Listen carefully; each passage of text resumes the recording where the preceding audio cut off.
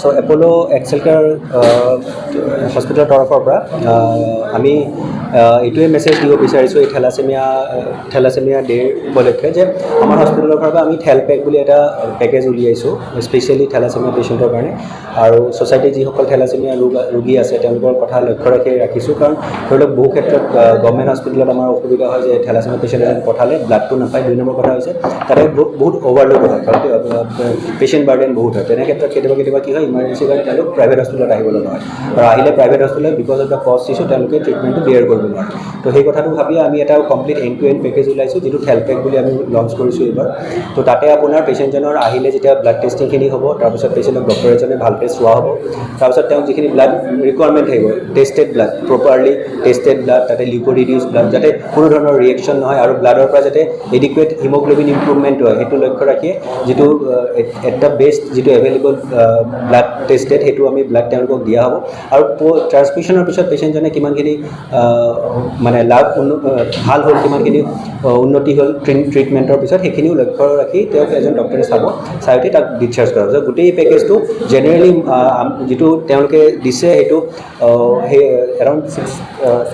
6,500 দিছে। তো এইখিনি প্ৰাইচত জেনেৰেলি হস্পিটেল থকা এডমিশ্যন হোৱা ডক্টৰ দেখুওৱা টেষ্টিং ব্লাড ট্ৰান্সমিশ্যন গোটেইখিনি জেনেৰেলি ক'তো পচিবল নহয় কিন্তু আমাৰ হস্পিটেলৰ ফালৰ পৰা এইটো ছ'চাইটিৰ কথা ভাবি থেলাচেমিয়া ডে উপলক্ষে আমি এইটো লঞ্চ কৰিছোঁ। Thank you. মানে চাওক এতিয়া আপুনি নাম্বাৰ সুধিলে নাম্বাৰটো ক'ব দিগদাৰ হয় কিন্তু ধৰি লওক আমি কেৰিয়াৰৰ পৰা ডিটেক্ট কৰোঁ। কেৰিয়াৰ যদি আমাৰ 15% আছে তাৰে এৰাউণ্ড 3-4% এফেক্টেড হৈ যায় কাৰণ কেৰিয়াৰৰ পৰা 25% এফেক্টেড হয় বুলি কয়। যদি আমি ধৰি লওক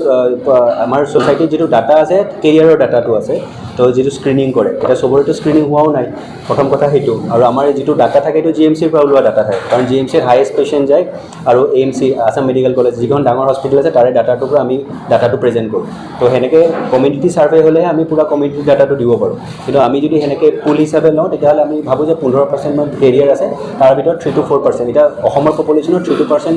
বহুতেই ডাঙৰ নম্বৰ হ'ব। Thank you. ডক্টৰ কৰিলে ৰেড ব্লাড চেলবোৰ কমি যায় ৰেড ব্লাড চেল যেতিয়া কমিব আপোনাৰ ব্লাড কম লাগিব আপুনি নিজে জানে উইকনেছ হ'ব ভাগৰ লাগিব খোজকাঢ়ি সোনকালে ভাগৰ লাগিব চিৰি উঠালে উঠিলে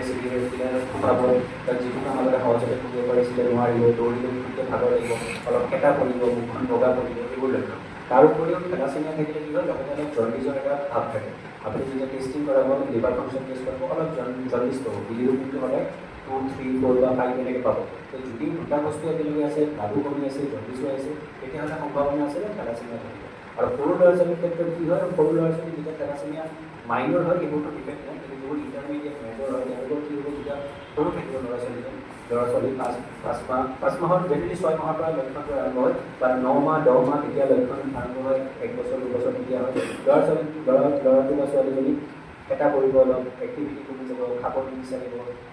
নিজৰ খোজকঢ়া বা এক্টিভিটিবোৰ কমাই দিব তেতিয়া দেখিব যে আপোনাৰ এটা সমস্যা হৈছে তেতিয়া যদি চেক কৰি হিমোগ্ল'বিনটো কম পাব আৰু হিমোগ্ল'বিনৰ লগতে তেতিয়া লগে লগে থেলাচেমিয়া টেষ্টটো কৰাব পৰা যায়। যদি কম আছে কাৰণ তেওঁ থেলাচেমিয়া আছে বাকী হৈছে মানে ব্যৱস্থা ল'ব লাগিব। থেলাচেমিয়াৰ মানে আমি বিচাৰোঁ যাতে থেলাচেমিয়া বেবী এজন আমাৰ ব্যক্তিত নাহওক আমি প্ৰিভেনশ্যনটোৱে বিচাৰোঁ কাৰণ এবাৰ থেলাচেমিয়া হৈ যোৱাৰ পিছত তাৰ ব্যৱস্থাটো বহুত ডিফিকাল্ট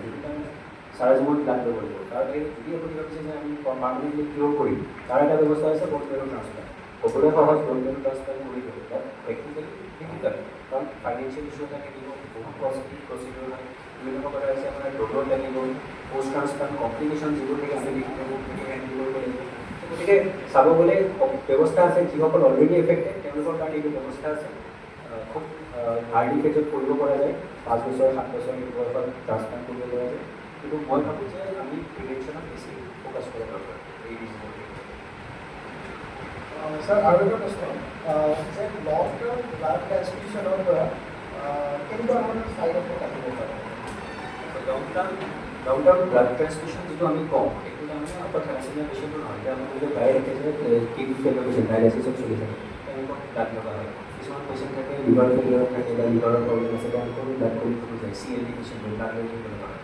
ব্লাড ট্ৰান্সফিউশ্যনৰ কিছুমান ডাঙৰ ছাইড এফেক্ট আছে এতিয়া প্ৰথমটো হৈছে যে যেতিয়া ব্লাড ট্ৰান্সফিউশ্যন দিব হিমোগ্ল'বিন যেতিয়া বহুত কম থাকে 3, 4, 5 এনেকুৱা থাকে লগে লগে ব্লাড দিলে আপুনি যদি কিছুমান মানুহ মৰিছে ব্লাড লৈছে লগে মৰিব কিয় মৰিব সেইটো কাৰণে ব্লাড লোৱাৰ লগে লগে ভলিউম অভাৰলোড হয় কনজেষ্টিভ কাৰ্ডিয়েক ফেইলিয়ৰত যায় যদি ব্যৱস্থা নলয় তাৰ আগত পেচেণ্টৰ মেডিচিনছ মেডিচিন দি অলপ নেগেটিভিটিবোৰ কমাই ল'ব লাগে ব্লাডৰ ভলিউম অভাৰলোড হ'ব দিব নালাগে সেই ব্যৱস্থা লৈহে আপুনি ব্লাড ট্ৰান্সফিউশ্যন দিব পাৰে সেইটো হৈছে চবতকৈ ডাঙৰ কম্পিটিশ্যন ছেকেণ্ড হৈছে ৰিয়েকশ্যন হয় ব্লাড ৰিয়েকশ্যন কাৰোবাৰ টোপনি উঠে জ্বৰ দিয়ে সেইবোৰ হয় তো সেইবোৰ হৈছে minor transfusion major transfusion minor ট্ৰান্সফিউশ্যনবোৰ ইজিলি মেনেজ কৰিব পৰা যায় কিন্তু ভুলতে যদি আপুনি মিছমেচ ব্লাড দিলে আপুনি গম নাপালে বা পেৰিফেৰিত কেতিয়াবা হয় যে ভালকৈ টেষ্টিং নহ'লে বা গ্ৰুপটো আপোনাৰ খেলি মেলি হৈ দিলে তেতিয়াহ'লে মিছমেচ হ'ব তেতিয়াতো খুব ভয়ংকৰ তেতিয়া পেচেণ্ট এজন চিধা আইচিইউটো সোমাব পাৰে আফটাৰ ট্ৰান্সফিউশ্যন থাৰ্ড হৈছে আপোনাৰ ব্লাড ট্ৰান্সফিউশ্যন হ'লে যিটো বাইদেউ কৈছিলে HIV হেপাটাইটিছ চি যিমান ব্লাড ট্ৰান্সফিউশ্যন কৰিব যিমানে টেষ্টিং নকৰিব তেতিয়া তথাপিও তাতে অলপ কিবা এটা চান্স থাকে যে হয়তো আপোনাৰ ব্লাড গ'লে কেতিয়াবা hepatitis B HIV hepatitis C আহি যাব পাৰে যিমানে এডভান্স টেষ্টিং থাকিব গতিকে সেই এটা প্ৰব্লেমিলিটি এটা থাকে বাট ডেফিনেটলি এতিয়া যিবোৰ এডভান্স টেষ্ট আছে তাতে তাৰ সম্ভাৱনা বহুতেই কম বাট তথাপিও সেইটো আপুনি